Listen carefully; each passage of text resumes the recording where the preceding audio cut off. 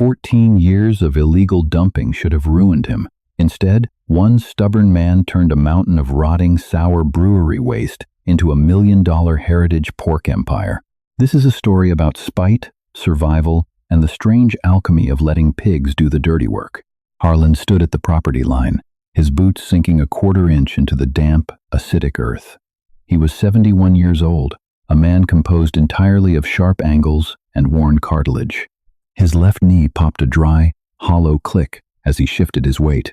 Through the rusted diamonds of the chain-link fence, he watched the forklift. It was painted a blinding, factory-fresh yellow. The operator, a kid wearing a beanie despite the July heat, tilted the plastic hopper forward. A wet, beige avalanche spilled over the concrete retaining wall and cascaded directly onto Harlan's side of the property line. It hit the ground with a heavy, sucking thud. Steam rose off the pile. It smelled like baking bread left to rot in a stagnant swamp. It was spent brewer's grain, barley, wheat, and oats, boiled out and discarded. 2 years ago, the land next door had been a failing tractor dealership. Then came the Copper Kettle Brewing Company. They tore up the asphalt, planted ornamental grasses, and erected massive gleaming steel silos. The owner was a guy named Declan, who wore immaculately clean Red Wing boots and drove a truck that had never hauled anything heavier than a keg. Declan had walked over on his first week, offering Harlan a 4-pack of IPA and a firm, practiced handshake. Harlan had left the beer on his porch until the sun bleached the labels, then threw the cans into the burn barrel. Harlan wasn't a man who made complaints to the county. The county took months. The county required forms. Harlan preferred to let his anger calcify into a quiet, heavy stone in his gut. He looked down at the pile. It was waist-high now, a sprawling mound of pale mush creeping through the fence wire and smothering his pasture grass. The edges were turning a bruised purple where the summer heat was baking it into a crust. Underneath, it was fermenting. The stench of yeast and wet cardboard hung in the humid air, thick enough to taste. He didn't have the money for a lawyer. His corn yields had been dropping for a decade. The topsoil was exhausted, blowing away in the dry winds, leaving behind pale, hard clay that broke plow blades. His bank account was a shallow puddle. Harlan spat into the weeds. He walked back to his house, the sour smell clinging to his denim jacket. He sat at his kitchen table, staring at the peeling linoleum, listening to the hum of the refrigerator. He thought about taking his shotgun and blowing out the tires on that yellow forklift. It was a fleeting, satisfying thought, but it wouldn't fix the soil. It wouldn't pay the property tax. The dumping continued. Every Tuesday and Friday afternoon, the beep, beep, beep of the forklift backing up became the metronome of Harlan's failing farm. The pile grew into a ridge, 100 feet long, following the contour of the fence. In August, it rained for 4 days straight. The water hit the massive pile of spent grain and created a toxic, milky runoff that trickled down into Harlan's lower pasture. It burned the remaining fescue down to bare dirt. When the sun came back out, the pile began to heave. It was composting, generating its own internal heat. Plumes of sour steam drifted across Harlan's yard. One evening, Harlan walked out to the fence line with a flathead shovel. He drove the steel blade into the side of the mound. The crust broke with a dry snap, revealing the steaming, wet core. It was hot enough to scald his hand if he reached in. He turned over a scoop of the mash. Maggots writhed in the cooler edges. A raccoon scurried away from the far side, its belly distended. Protein, Harlan thought, leaning on the wooden handle of the shovel. It's just wet, rotting energy. He looked over at the brewery. The patio was strung with Edison bulbs. People were drinking out of curved glasses, laughing, completely oblivious to the rotting mountain of waste 50 yards away. They were paying a premium for the liquid and throwing away the foundation. Harlan didn't smile. He didn't have a sudden, brilliant epiphany. He just felt a cold, practical spite settle into his chest. If they were going to turn his property line into a trough, he was going to need something to eat out of it. The livestock auction house in the next county smelled like ammonia, fear, and stale coffee. Harlan sat in the second row of the bleachers, his elbows resting on his knees. He ignored the auctioneer's machine gun rattle, watching the animals cycle through the sawdust ring. He wasn't looking for good stock. Good stock cost money. He was looking for a problem. Around noon, they ran a lot of Tamworth pigs into the ring. There were 6 of them. Tamworths are an old breed, long-legged, narrow-bodied, covered in coarse ginger hair. They are built for foraging, not for sitting in a concrete pen getting fat on processed corn. They are notoriously aggressive, brilliant escape artists, and practically feral if left unmanaged. These 6 looked terrible. They were scrawny, their ribs casting shadows against their tight skin. One of them immediately bit the metal gate, trying to pry it open with its snout. The crowd of buyers sat on their hands. Nobody wanted an angry, half-starved heritage hog that would take 2 years to put on decent weight. Looking for 50, the auctioneer droned. 50 ahead. Give me 50. Silence. 30. Let's move him. Harlan raised 2 fingers. 20 minutes later, he was backing his rusted Ford F-150 up to the loading chute. The hogs hit the metal bed of the truck like a sack of anvils, squealing in high, ear-piercing shrieks that made Harlan's molars ache. He slammed the tailgate shut and locked the pin. The drive home was loud. The pigs fought in the back, throwing their weight against the wheel wells.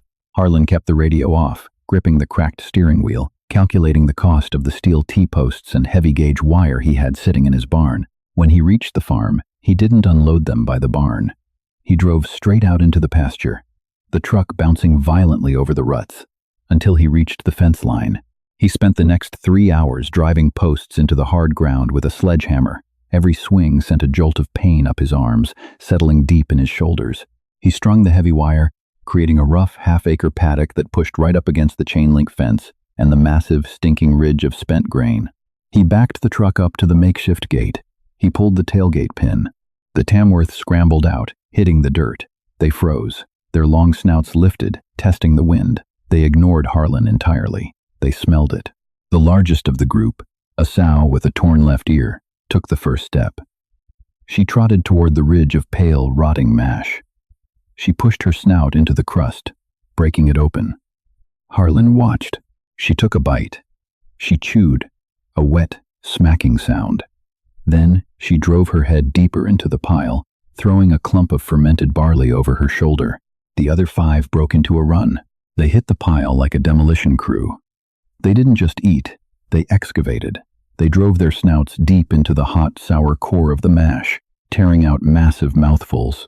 They grunted, pushing each other aside, their tails twitching in erratic circles. Harlan leaned against the hood of his truck. The sun was going down, casting long shadows across the pasture. The air was cooling, but the pile was still steaming. The only sound was the guttural, frantic tearing of the pigs eating. They ate until their bellies were distended tight as drums. Then they collapsed in the dirt, right at the base of the pile, exhausted and drunk on the fermenting sugars. Over the next month, Harlan established a routine. He ran a black plastic water line out to the paddock, attaching a steel nipple drinker to a post. He threw together a crude A-frame shelter out of scrap tin and pallets. That was it. He bought 0 feed. Every Tuesday and Friday, the yellow forklift dumped fresh, hot mash over the fence. And every Tuesday and Friday, the Tamworths were waiting. They grew. It wasn't the rapid, water-bloated growth of a commercial hog eating soy and corn syrup. It was dense, muscular weight. Their ginger hair grew thick and glossy. The aggressive, frantic edge wore off, replaced by a heavy, lethargic satisfaction. They spent their days digging through the pile, turning it over, mixing their manure into the rotting grain, aerating the soil beneath it. The smell began to change. It was no longer the sharp, toxic stench of rotting waste. It became richer, earthy, smelling like an old barn floor mixed with sour mash whiskey. The pigs were breaking the pile down faster than the brewery could build it up. Harlan watched a forklift driver one afternoon. The kid dropped the load, then peered through the chain-link fence, looking at the 6 massive hogs rooting through the slop. The kid pulled his phone out and took a picture. Harlan stood 50 yards back, holding a pitchfork, completely still. He knew what they thought. They thought he was a lazy old man using their garbage to keep a few pet pigs alive. They thought they were doing him a favor. Let them think it. Winter hit hard in November. The ground froze solid, turning the mud in the paddock into jagged, ankle-breaking ruts. The brewery's production ramped up for the holiday season. The dumps became larger, sometimes 3 times a week. When the forklift dropped the mash, it hit the frozen earth in a steaming, viscous wave. The pigs would emerge from their tin shelter, breath pluming in the freezing air, and wade into the hot grain. The heat from the mash warmed them. They would eat, then lay directly on the steaming pile, using the brewery's industrial waste as a thermal blanket. In late January, Harlan decided it was time. He didn't take the pigs to a commercial slaughterhouse. He did it himself, behind the barn, before the sun came up. He chose a barrow, a castrated male that had easily cleared 300 pounds. The work was brutal, solitary, and silent. He hoisted the carcass using a tractor bucket and a rusted gambrel. He scraped the coarse hair, the steam rising off the hot water in the chilling morning air. When he finally split the carcass down the spine with a meat saw, he stopped. Harlan wiped the grease off his brow with the back of his forearm. He grabbed a flashlight and clicked it on, shining the beam directly onto the cross-section of the loin. He had expected tough, stringy meat. The pig had subsisted entirely on discarded grain, yeast, and whatever bugs it rooted out of the dirt. Instead, the meat was an impossibly dark ruby red. It looked more like prime beef than pork, and the fat there was a staggering amount of it, capping the muscle in a thick, snow-white layer. But it wasn't soft, oily fat. It was dense, hard, and marbled deeply throughout the muscle fibers, tracing delicate white webs through the dark meat. He cut a small chop from the end of the loin. He didn't wrap the rest of the carcass. He left it hanging in the cold barn and walked back to his kitchen. He threw a cast-iron skillet onto the gas stove. He didn't add butter or oil. He just let the iron get smoking hot, then dropped the chop into the pan. The fat began to render immediately. It didn't sizzle with water. It melted into a clear, golden pool. The smell hit him a moment later. It didn't smell like regular pork. It smelled deeply savory, nutty, with a faint, unmistakable undertone of roasted malt and sweet yeast. He flipped the meat. It seared perfectly, a dark mahogany crust forming on the edges. Harlan sat at his table and cut off a piece. He put it in his mouth. He chewed slowly. The meat was tender, but it had bite. The flavor was explosive. The fat coated his tongue, rich and clean, tasting faintly of toasted barley. It was, without a doubt, the best piece of meat he had eaten in his entire life. He sat there for a long time, staring at the empty skillet. He wasn't just disposing of waste anymore. The brewery was accidentally manufacturing a premium, artisanal feed, perfectly fermenting it, and delivering it to his property line for free. They were aging the mash, activating the yeast, and creating a nutrient profile that was producing absolute world-class pork. The next day, Harlan drove into town. He went to the local hardware store and bought a roll of heavy-duty field fencing. Then he went to the bank, withdrew $3,000 from his dwindling savings, and drove 3 counties over to a specialized breeder. He came back with 20 more Tamworths. He expanded the paddock, pulling the fence line further down the property, hugging the brewery's concrete retaining wall the entire way. Spring brought mud. Deep, sucking, foul-smelling mud. Managing 26 pigs was a different reality than managing 6. The noise was constant. The smell was intense. Harlan's knees ached permanently. He spent hours dragging old utility poles with his tractor, creating reinforced barriers so the pigs wouldn't root under the chain link and storm the brewery. He saw Declan one afternoon in May. Harlan was patching a hole in the wire, covered in dried mud, his hands bleeding from a slip of the pliers. Declan was standing on his side of the fence, holding a clipboard, wearing a tailored denim shirt. He looked at Harlan, then looked at the massive herd of red pigs wallowing in the fresh dump of grain. "Quite an operation you got going, Harlan," Declan shouted over the distance. His tone was amused, slightly patronizing. Harlan twisted the wire tie, snapping the end off with his pliers. He didn't look up. "Saves us a fortune in haul-off fees," Declan continued, taking a step closer to the fence. "We were paying $200 a ton to send this to the landfill. Glad you can use the scraps." Harlan finally stood up. His lower back screamed. He wiped a streak of grime from his cheek. He looked at the young brewery owner, looking at the shiny steel vats behind him, and then looked down at his pigs.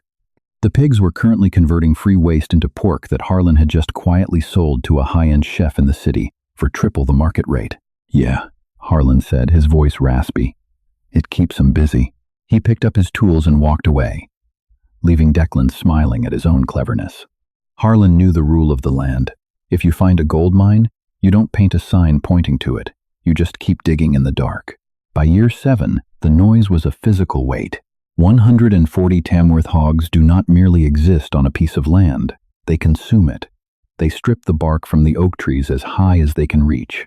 They churn the topsoil into a dense, lunar landscape of craters and ridges that freeze like concrete in January and turn into a sucking, knee-deep soup of feces and clay in April. Harlan was 78. His right shoulder was virtually useless, the rotator cuff shredded from years of swinging sledgehammers and hauling frozen carcasses. He woke up every morning at 4:30, his joints feeling like they were packed with crushed glass.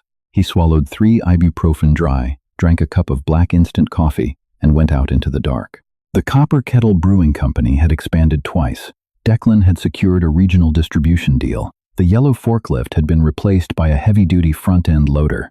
The brewery was now pumping out thousands of gallons of beer a week, which meant the byproduct was staggering. They couldn't even dump it over the fence manually anymore.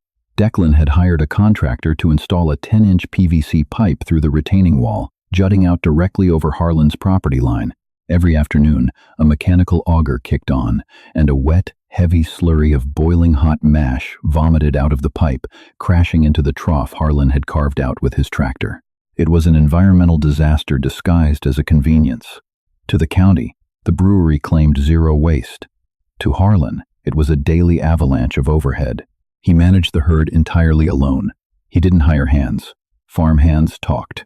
Farm hands drank at the bars in town and complained about the crazy old man feeding his pigs out of a sewer pipe. Secrecy was his leverage. The financial reality of the operation had become deeply absurd. Every Thursday, a refrigerated box truck with no logos backed down Harlan's long, rutted driveway. The driver, a guy named Garrison, would step out wearing clogs and a chef's apron over a hoodie. Garrison ran a Michelin-starred meat-centric restaurant in the city, 3 hours away. Garrison didn't negotiate. He paid cash. One bitter November morning, Garrison stood in Harlan's drafty barn, watching the old man break down a 200-pound carcass on a stainless steel table. The air was frigid. The smell of raw meat and cold fat hung heavy. "I had a guy from a Wagyu farm in Texas come into the kitchen yesterday," Garrison said, shivering, blowing into his cupped hands. "Brought me a sample. $100 a pound, wholesale." Harlan didn't look up. He drove his boning knife through the joint of the shoulder, feeling for the ball socket. He gave the leg a sharp, violent twist. The cartilage popped with a wet snap. "I cooked it next to one of your chops," Garrison continued. "Yours won. It wasn't even close. The fat on your pigs, Harlan, it renders like butter. It tastes like toasted nuts and sourdough. I have food critics begging me for the supplier. I keep telling them, it's a monk in the mountains." Harlan tossed the shoulder onto the scale. "Keep telling them that. You know you could scale this," Garrison pushed, tapping his foot on the bloody concrete. "If you built a proper facility, hired a crew, we could brand it Brewery Pork. People would pay $50 a plate for the story alone." Harlan wiped his knife on a towel. He looked at Garrison, his eyes flat and gray. "The day a story gets out, Garrison, is the day a lawyer figures out how to ruin it. You want the meat, you bring the cash. You start putting my name on a menu, you can go back to buying Texas Wagyu." Garrison raised his hands in surrender. He handed Harlan a thick, manila envelope. Harlan took it with a blood-stained glove. He didn't count it. He just stuffed it into the pocket of his coveralls. That night, Harlan sat at his kitchen table. The linoleum was still peeling. The refrigerator still hummed with a failing compressor. He opened the envelope and dumped the banded stacks of $100 bills onto the fake wood grain. $14,000. For 1 week of deliveries, his bank accounts, split across 3 different local branches to avoid raising eyebrows, held just over $1.2 million. He picked up a stack of bills. It felt heavy. It smelled like ink and paper. But when he looked at it, he didn't feel triumph. He felt a deep, exhausted ache in his bones. He was rich, but he lived like a pauper because spending the money would expose the lie. He was trapped by his own spite. He hated the pigs. He hated the smell of the sour mash that permeated his clothes, his hair, the pores of his skin. He hated the daily, grueling battle against the mud and the weather. He walked to the window and looked out into the darkness. Over the tree line, the bright, obnoxious Edison bulbs of the brewery patio glowed against the night sky. He could hear the faint, thumping bass of the music they played for the tourists. Declan was over there, wearing expensive clothes, drinking expensive beer, thinking he had pulled a fast one on a local yokel by dumping his garbage for free. Harlan let the curtain fall back. The ache in his knees flared. He would keep going. He would keep going until the wheels fell off, simply because Declan's ignorance was the most profitable thing he had ever harvested. By year 14, the collapse felt less like an explosion and more like a slow, suffocating exhalation. The craft beer market had eaten itself. Supermarket aisles that once held 3 types of pale ale were now choked with an endless fluorescent blur of hazy IPAs, lactose stouts, and seasonal sours. The Copper Kettle Brewing Company had over-leveraged its future on a massive expansion right as consumer fatigue set in. Pallets of unsold aluminum cans sat baking in the sun behind the brewery, the shrink wrap turning brittle and yellow. August arrived with a brutal, stagnant heat. It pressed down on the valley like a wet wool blanket dipped in hot pennies and sour milk. Over at the property line, the smell of the massive fermenting grain pile was no longer a localized nuisance. It was an atmospheric condition. A thick, visible haze of yeast and decay hovered over the 200 red hogs that churned the earth into a foul, sucking soup. Harlan was 78 years old. He did not feel like a quiet mastermind. He felt like a man whose body was slowly turning to chalk and rusted iron. His right knee lacked cartilage entirely, bone ground against bone with every step, a dull, nauseating friction that made his vision swim if he moved too fast. His hands, permanently stained with tannin and grease, curled inward when it rained. He was sitting in the deep, dusty shade of the tractor shed, packing a grease gun, when the government vehicles arrived. There were 2 of them, unmarked white Ford Explorers with government plates, crunching over the gravel of the brewery's expanded parking lot. Harlan stopped pumping the grease gun. He wiped a streak of blue lithium grease onto a heavy canvas rag and watched. 3 men stepped out into the crushing heat. They wore slacks and short-sleeved dress shirts that immediately clung to their backs. They walked toward the retaining wall. When they hit the invisible wall of the stench, one of the men visibly gagged, pressing a handkerchief to his mouth. Declan burst out of the brewery's side door a moment later. He was practically sprinting, his arms waving in tight, panicked arcs. Harlan watched them cluster around the 10-inch PVC pipe jutting over the fence. The pipe was currently weeping a slow, tepid dribble of gray slurry into the mud.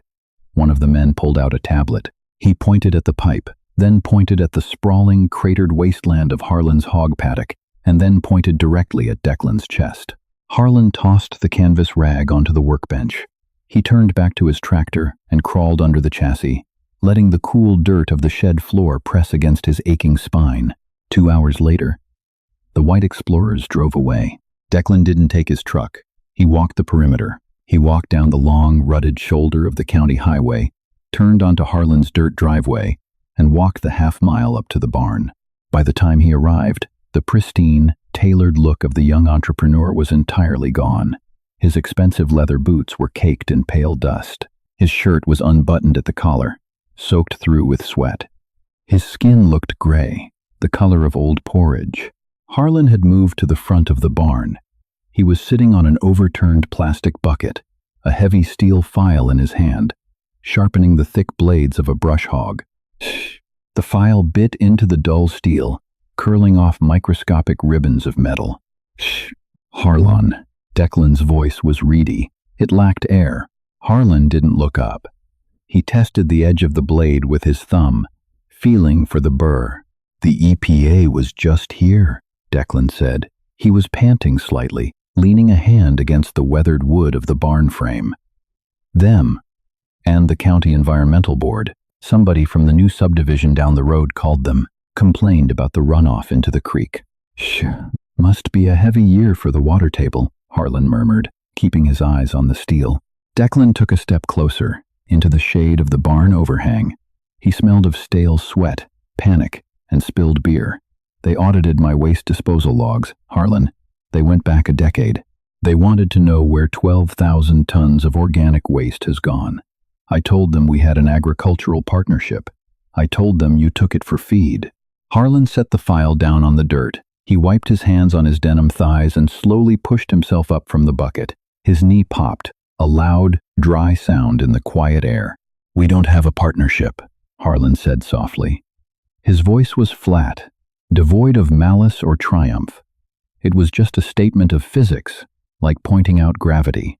Declan froze. The sweat beaded on his forehead, catching the afternoon light. "What?" "You dumped it," Harlan said. "You built a pipe. You pushed it over the line. I just put up a fence to keep my animals from wandering onto your patio." "Harlan, listen to me, please," Declan begged, the remaining professional veneer cracking completely. "They're talking about retroactive dumping fines, commercial pollution. It's calculated by the day, by the ton. It's over $600,000. They're going to put a lien on the property. They'll seize the tanks. They'll shut me down before the week is out." Declan swallowed, his Adam's apple bobbing sharply in his throat. He looked around the farm. He looked at the heavy-duty tractor. He looked at the massive humming compressor unit powering the walk-in meat lockers behind the barn. "My accountant started digging when the county served the notice," Declan said, his voice dropping to a harsh whisper. "Garrison's Place in the city, the restaurant that charges $80 for a heritage chop." He tracked the LLC back to a registered agent in this county. "It's you. It's been you, this whole time. You've been making an absolute fortune off my grain." A horsefly buzzed aggressively around Harlan's ear. He didn't swat it away. He looked at Declan, really looked at him, seeing the terror vibrating in the younger man's jaw. Harlan turned and walked into the dim interior of the barn.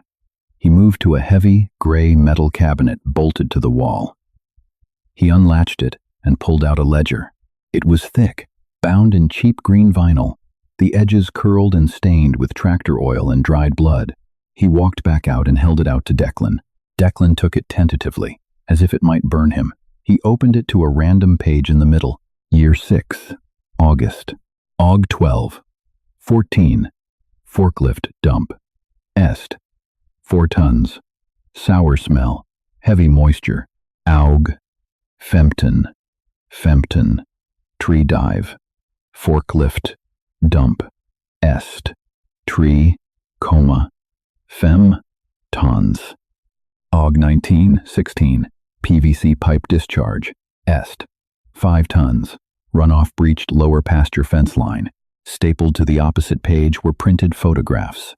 Grainy, printed on cheap computer paper, showing the yellow forklift tilted forward over the chain link fence. "You," Declan breathed, staring at the pages. "You were building a lawsuit. For 14 years. "I wasn't building anything," Harlan said. "I was keeping a record of my property damage, just in case you ever stopped being stupid and started being greedy. You have to tell them we had a contract," Declan pleaded, stepping forward, thrusting the ledger back toward Harlan. "If you don't, they sink me. And if they sink me, you lose your feed. Your whole operation dies without my mash. We need each other." Harlan let out a long, heavy sigh. It wasn't a sigh of relief. It was the sound of a man who had been carrying a stone up a hill for a decade and finally decided to drop it. "Declan," Harlan said, his voice dropping to a gravelly rasp. "Look at me." Declan looked. "I am 78, Harlan said slowly. "I wake up every single morning smelling like rotting barley and pig shit. My hands don't close all the way anymore. I hate those animals. I hate the noise they make. I hate the mud they create. I hate the smell of this entire valley." He stepped closer, invading Declan's space. "I don't want the feed. I'm done." Declan stared at him, the reality of the trap finally springing shut in his mind. "So, you're just going to let the county destroy me? After you used me to get rich?" "No," Harlan said practically. He reached into the chest pocket of his faded flannel shirt and pulled out a thick, folded document printed on heavy stock paper. He handed it to Declan. Declan unfolded it. His eyes darted across the legal jargon. It was a formal offer of purchase from a commercial real estate attorney. It was a cash offer to buy the Copper Kettle parcel, the building, the warehouse, and the brewing equipment. Declan's eyes dropped to the number at the bottom. Purchase price, $1,450,000. It was, to the dollar, exactly enough to clear Declan's massive bank loans and pay the county EPA fines in full. It would leave Declan with a clean slate, no criminal charges, and absolutely $0 in his bank account. "I don't want your brand," Harlan said, looking at the dust on Declan's boots. "You can take your recipes and your logos and go brew in a garage in the suburbs. But the land is mine. The silos are mine. The pipe is mine." Declan looked from the paper to Harlan, his mouth open, his breathing shallow. "You can't afford this. This is $1.5 million in cash." "I can," Harlan said simply. "Your garbage pays very well." Declan stood there in the punishing heat, the heavy paper trembling violently in his fingers. The arrogant, clean-cut kid who had offered Harlan a 4-pack of IPA over the fence was entirely gone. In his place was a hollowed-out shell of a man who had just realized he had spent his entire adult life building an empire, only to discover he was merely the unpaid labor for the quiet old farmer next door. Declan didn't yell. He didn't throw a punch.